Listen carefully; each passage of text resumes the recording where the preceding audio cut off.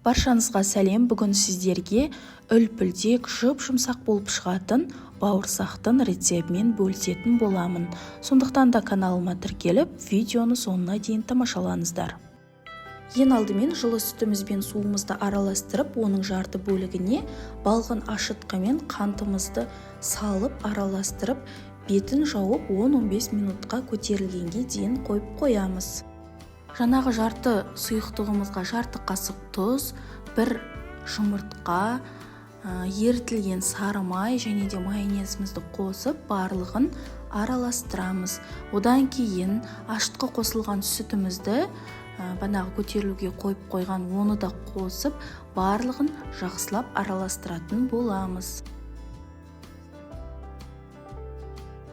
Ендігі кезекте алдын ала електен өткізілген ұнымызды осылай 2 немесе 3 бөлікке бөліп, қасықтың көмегімен, одан кейін қолымыздың көмегімен қамыр илейтін боламыз.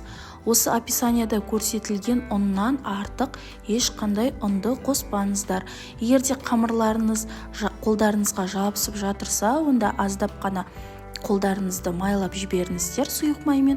Сол кезде ешқандай ұнның қажеті болмайды. Қамырларыңызда жұмсақ болып шығады. Егер ұны көп болып кетсе, қамыр қатты болып кетуі мүмкін. Қамырымызды илеп болғаннан кейін бетін осылай пакетпен жауып, жылы жерге 1,5 сағатқа қойып қоямыз. 1,5 сағаттан кейін ұнымызды алып, осындай болып көтерілуі қажет.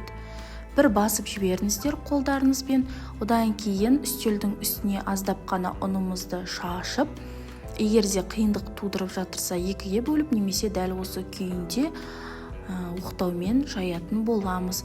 Және де өздеріңіз қалаған формада жасасаңыздар болады. Мен дөңгелек пішіндес қылып жасадым. Сіздер солай немесе 4 бұрышты күйінде де жасай берсеңіздер болады.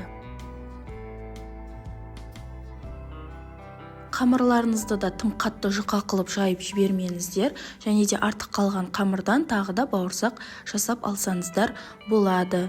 Мен жарты қамырдан бауырсақ және жартысынан пирожки жасадым. Барлық бауырсақтарыңызды жасап болғаннан кейін бетін жауып 20 минутқа көтерілгенге дейін қойып қойсаңыздар өте жақсы болады. Енді майымызды қыздырып аламыз. Мен жартысына сұйық май, жартысына осылай тоң май салдым. Тоң маймен бауырсақтарыңыз өте жұмсақ, дәмді болып шығады. Жасап көріңіздер.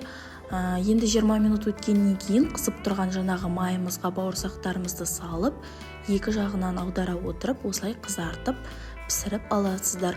Оттарыңыз қатты болмасын, орташа отта тұрса жарайды.